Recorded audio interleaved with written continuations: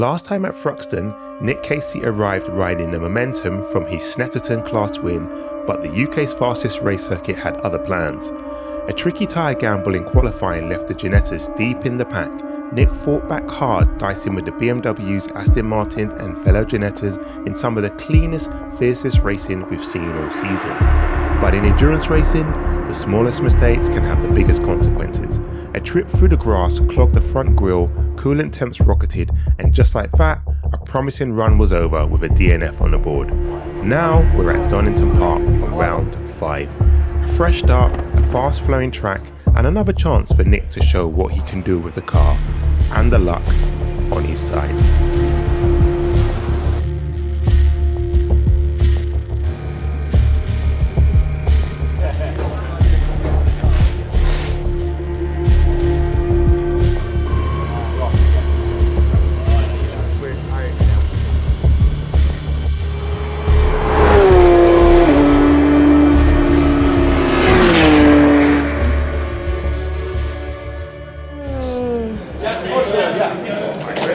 Yeah. Nick. Yeah, mate. I need to have a word with you. Oh, fuck. What have I done now? Yeah, pay attention. That's serious. No, it's something about. It is the longer race now. Thank you, chap. It is 90 minutes race, so he's gonna have 2 stops. Yeah. Once you've done your first stop,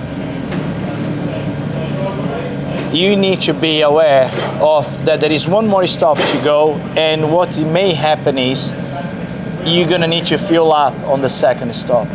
Yeah. So now, let's say you're driving and you see an accident or someone having an off, and then it's very clear it's going to be a safety car. Yeah.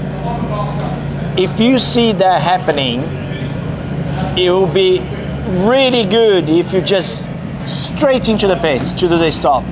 Okay. It is a risk, but if you manage to come in before they release the safety car, we allow you to fuel up the car. Okay. Because during the safety car, you can stop, but you cannot fuel up the car. So as soon as the safety car is announced, doesn't worth to stop. If it is the second stop, because the second stop has to go fill in it. So if I see an off that's going to be which will be a safety car if it goes to the gravel or something. Yeah. Come in. Yeah. Yeah. Yeah. So if I see an off, come in. Yeah. At any point. There is. I don't want you to think about it too much. Yeah. Okay. I'll communicate with you. We're I'll gonna be just on the tell you. radio. But there is the opportunity that if we come in, if there is going to be a safety car and we are in before that safety car's out, we can fuel. During quali, I need you to concentrate 100% on driving technique, where you're looking at racing lines, feel everything I described about brake, because we would not be anywhere near to what we've done yesterday.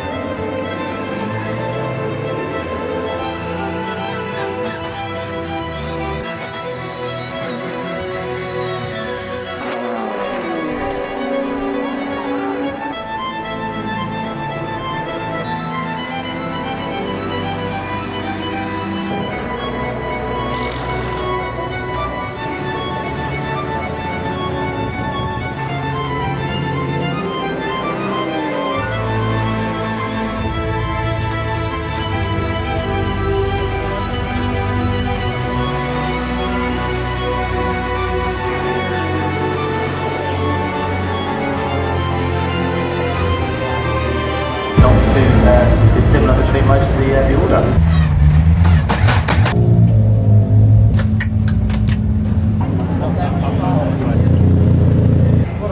You did your fastest first sector of the whole 3 days. First corner. Went out, first time on new rubber here, and fairly good warm-up, first few laps, and actually went out, did fire, which happened to be my qualifying lap actually, and then very quickly after that, we were brought in on a red flag, very short red flag actually, which was useful, and then back out, and it was so busy when we went back out, and I just couldn't pull anything back together. Frustrating. So we're half a second off P1 in class. So a bit of making up to do because there's a number of cars between us and them at the start, which is gonna, I've got to work my way through them to keep up with Dave and Marco and Maurizio. So. Who qualified next? Dave May. Yeah, did a 11.6, I think, 11.5, 11.6, something. That's the 118. Yeah. Right. Cool. So we should see another good battle. Yeah, I think so. Yeah, given Marco and Maurizio's car is back up to speed, today should be interesting between the three cars. Definitely. Can't wait. Frustrated, but good. To make it up in the race. First pit stop is, depending on what happens, this is the problem, it depends on what happens with the safety car. So I would suggest we aim somewhere around the middle, but if we've got a stop, so let me start beginning. So we need to run to roughly 22 minutes to have sufficient space in the tank to fill it up, to get 25 litres of fuel in. So there's no point stopping before then unless it's a safety car. But that's only 4 minutes after the pit window opens. I would rather aim to change so we want to try and aim somewhere around the middle, probably. But obviously the safety car is the stop that we can't control. We do 2 stops because that's the minimum that we need to get. In an ideal world, we do a non-safety car stop, which is fuel, and we do a safety car stop, which is tyres. That's the game plan.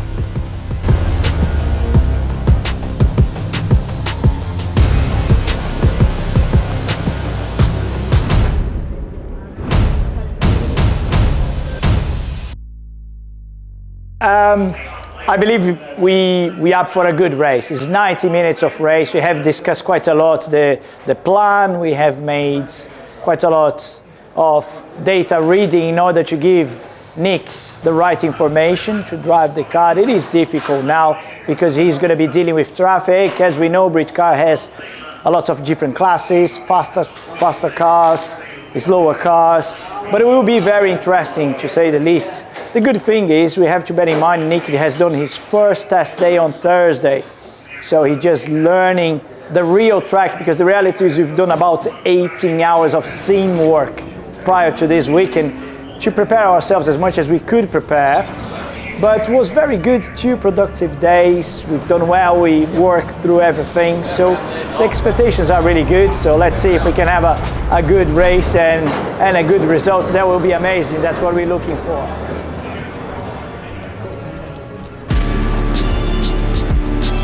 The pit window opens 18 minutes into this race. It closes with 18 minutes to go. So the pit window is quite a long one in this 90-minute affair. In the 45-minute race, of course, it's only open for 9 minutes in the middle of the race, so it's a longer pit window this time.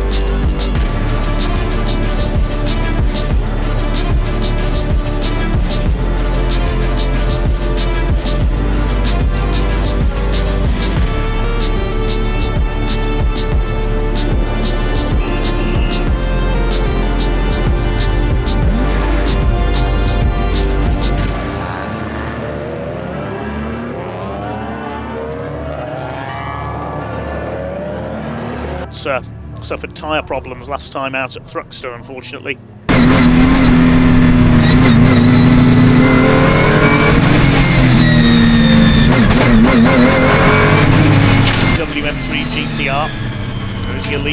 contenders then for this 90-minute race. Time to go racing the Britcar Endurance Championship here at Donington Park. A single race for the big one.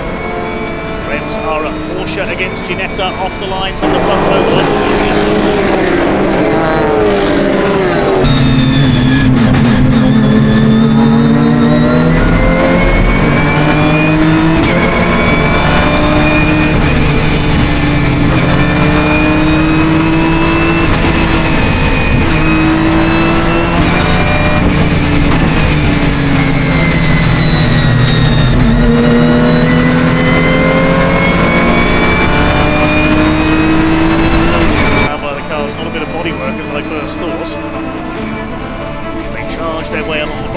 Circuits. There's a couple of the TCR Cupras sandwiching Nick Casey, Darren Ball.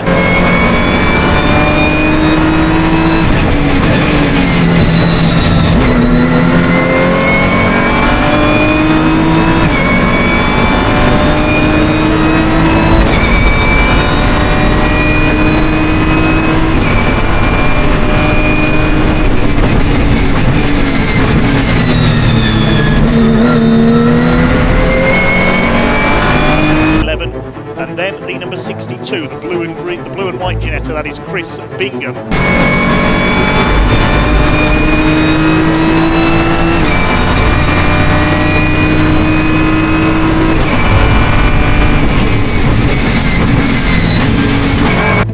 Don't think the same will happen here. Just behind Bingham is the number 7 car, which is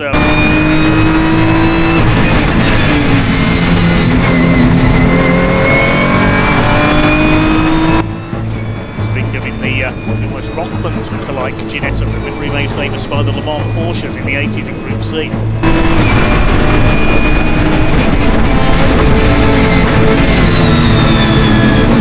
Side by side with David May, he goes through. 4 wide possibly out on chicane. Not a gear here, Brian Ransom and the orange BMW want to win this as well. 3 wide. May comes out on the inside. Oh, Nick Casey contact there with the Seat. The Cupra, I should say. Nick Casey left side where let's hope everybody misses it.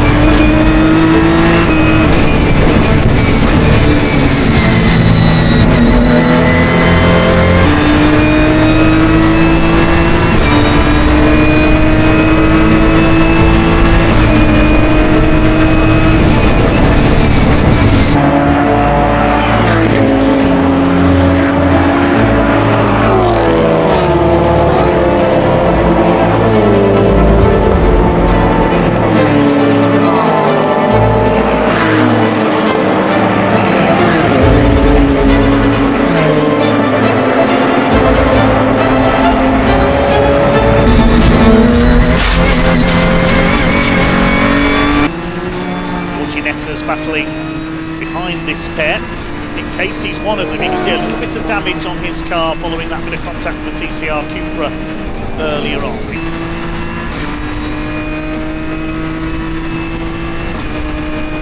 Through there. Which is Lee Goldsmith, Jeremy Gus Burton, and more contact, and Casey again.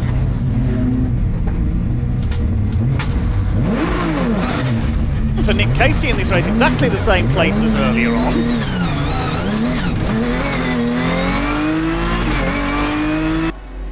He's not careful, he's going to be losing his championship lead to the Team Brit BMW. A couple of Ginettas making a bit of contact there, and off goes Stephen Fresel sideways into the gravel and wallop straight in the tyre wall. Look at that.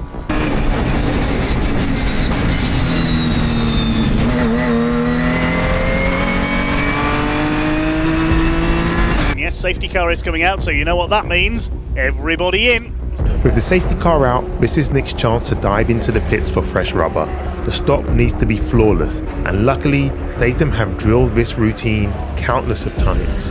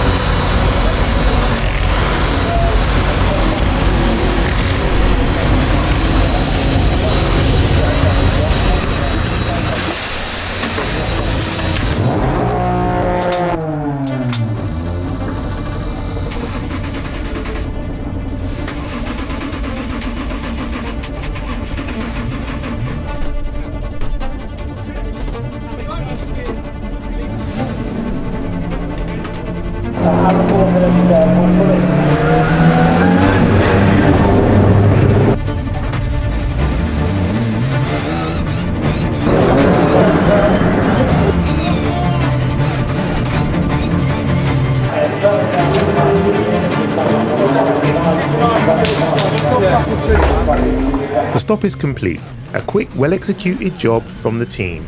Now Nick has no time to waste. He needs to push hard, weaving through the circuit to warm up those fresh tyres and close the gap before the safety car peels away.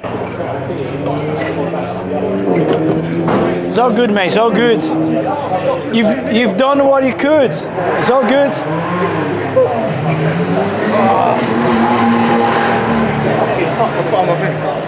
Fucking front brake was fine. Yeah, not.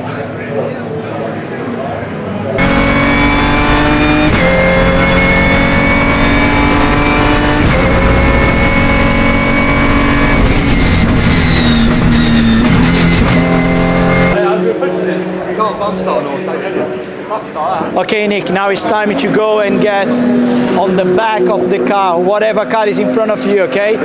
Drive to get the whole kill and stay there.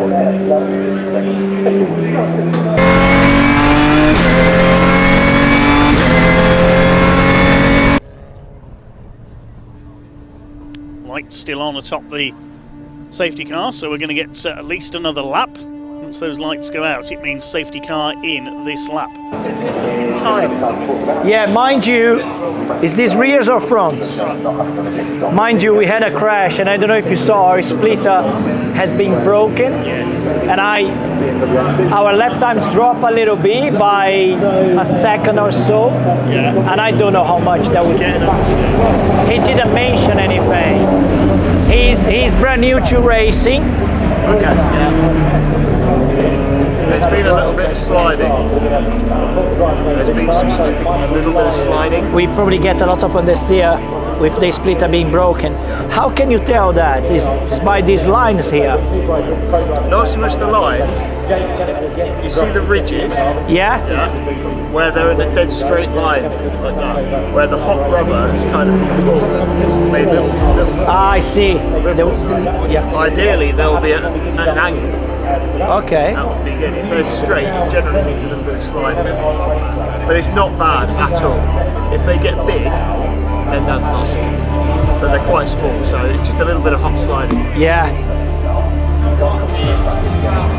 It's not getting too hard. Yeah, that looks good. He did have a lock up and a spin. I can't see. Do you know where he locked? Red gate, on the way into red gate.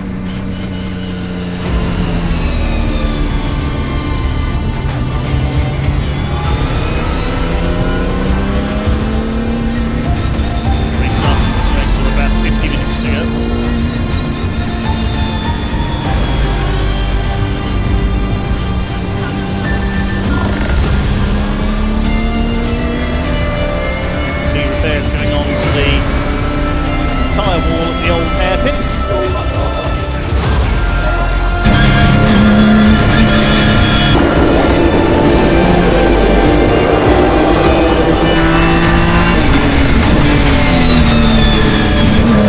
Just under 40 minutes left on the clock. Here we go. Now towards Redgate Corner, the Porsche leads on. Martin Addison dives in. There's several cars diving in, including our championship leader, Nick Casey.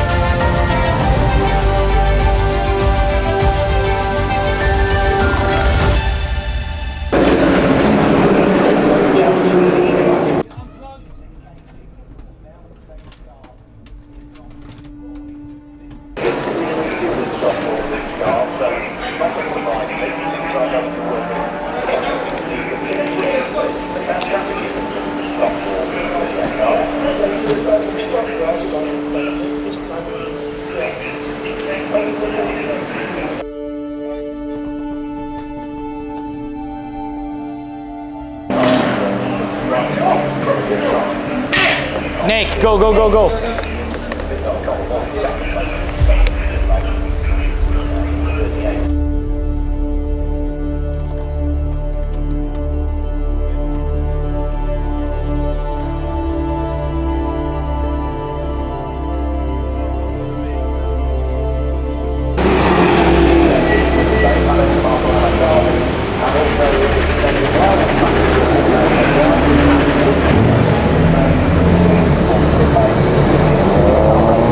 Shit. Just go. 15! 12! 10! 8! 5! 4! 3! 2! 1! In the second fuel pit stop, the crew desperately tried to fix the broken front splitter, which is causing the car to understeer, costing Nick precious seconds. But with time running out, they have no choice but to send him back out.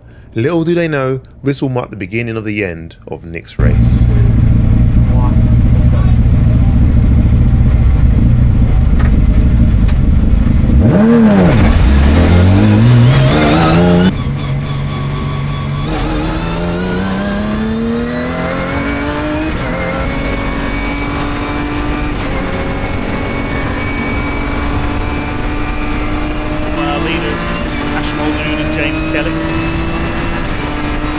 The background champion.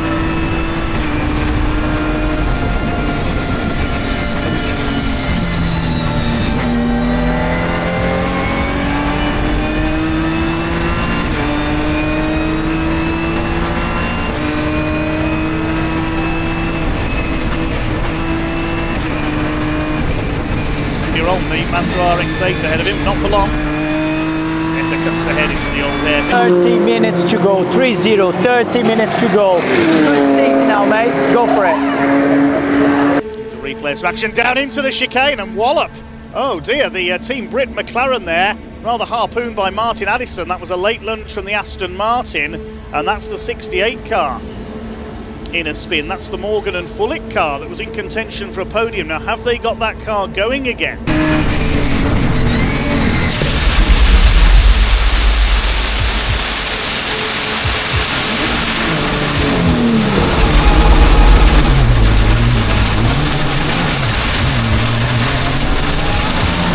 Again.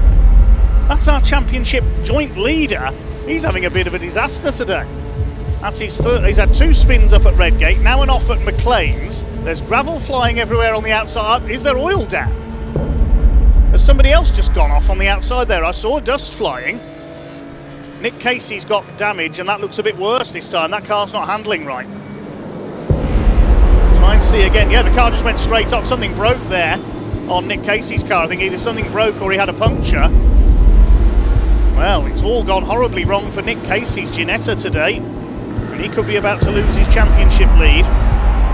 With massive understeer worsening as the front splitter loses its effectiveness, Nick runs off the track into the gravel, compounding the damage and further reducing his aero. The problem only escalates from here.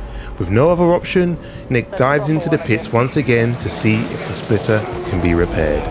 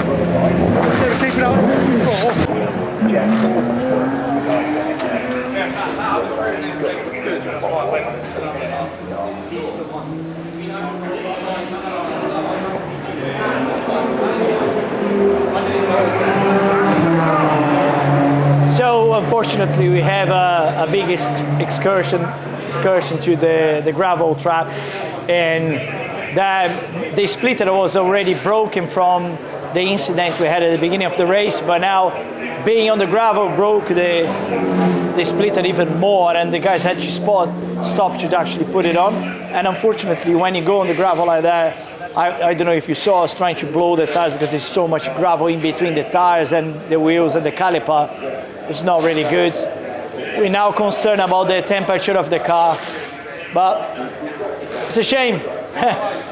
To be honest, the boys has done an amazing job to recover with the pit strategy. They managed to do a really good job to recover from the early incidents we had on the beginning of the race, but unfortunately that throw everything away again.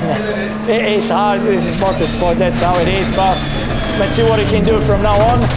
There's not much that can possibly done, to be honest.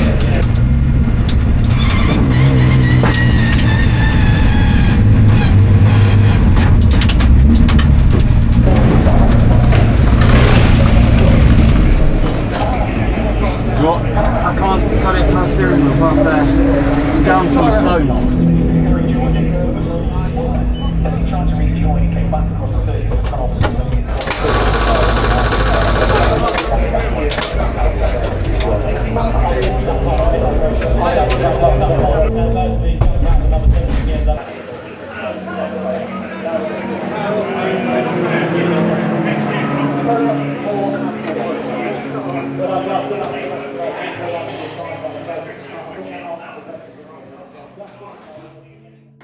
At Box3, we are telling you a story, and I think today is a great opportunity to tell you a different side of motorsport. So let's talk a little bit about strategy today, because Data Motorsport has shown us today why they are successful in motorsport. They've done a brilliant job, and I'm gonna try, even though I'm a racing driver and a driver coach, I'm gonna try to explain the best as I can. Because as you look at my side here, we had a very eventful race. Things has gone not according to plan, I would say. But what I wanna emphasize today on this video is the fact that the strategy was amazing. We had, right at the beginning of the race, an incident that unfortunately brought us down the queue quite a lot. Of course, we had a plan, and it's always good on those long distance races to have your pit stop during a safety car, and that was the plan. We were waiting for that safety car. Mind you, being a 90-minute race, we would need 2 pit stops, and in one of them, we would need to actually fuel up the car, put some fuel in the car. And what happened with that is, we did as planned, we wait for the safety car, and surely enough, the safety car came, the team straight away went and pit the car under the safety car. With that, we managed to gain a little bit gap, but then there was a very clever move from the engineer and the mechanic. So they realized that the safety car was going on for a couple of laps. What they did was they asked Nick on the radio what was the fuel consumption at the time. And then the engineer did his accounts quite quickly, and he realized we could actually stop the car right at the beginning of the race again, right at the beginning of the restart of the race. Then what they did is, as soon as the race went on green flag, the engineers called Nick into the pits, and straight away they put as little fuel as we possibly could, send Nick out, and that worked really well because the race was just about to restart. They managed to get a little bit closer to the second place. So the strategy today puts us in a really good place. But unfortunately, I must say, the car became very difficult to drive after the splitter being broken right at the beginning of the race. What happened is, the Super Cup car has a really nice aero pack. With the splitter being broken, the car became a little bit understeer. We could check that with the tire engineer when we look at the tires after we changed the tires on the first pit stop. And then I believe after you spending 2 days drive testing the car, having that good feel and learn a lot, it was quite difficult for Nick to adapt to the difficulties that he was having. Mind you, Nick is just starting his journey. So he's just starting driving the car and he's learning on how to deal with each situation. And this is something that you cannot plan for it. And you cannot just go without splitter just to try to see how the car goes. So it was an incident that unfortunately made the car too difficult to drive, and unfortunately Nick had a big off again on the way towards McLean's corner, and that just destroyed the splitter even more. And unfortunately all the gravel that went on the belts gave a damage on the belts of the hydraulics. Therefore we had to have another DNF. But the main message we would like to bring on this video is how well the mechanics and the engineers from Donington Motorsport has done, because the strategy they came up very quickly during the race brought us again back to the race, and we were in second place, just 4 seconds behind the first place car in our category. But unfortunately, as I said, I think we had a very eventful day, but hats off for the Donington Motorsport team for what they did in terms of strategy.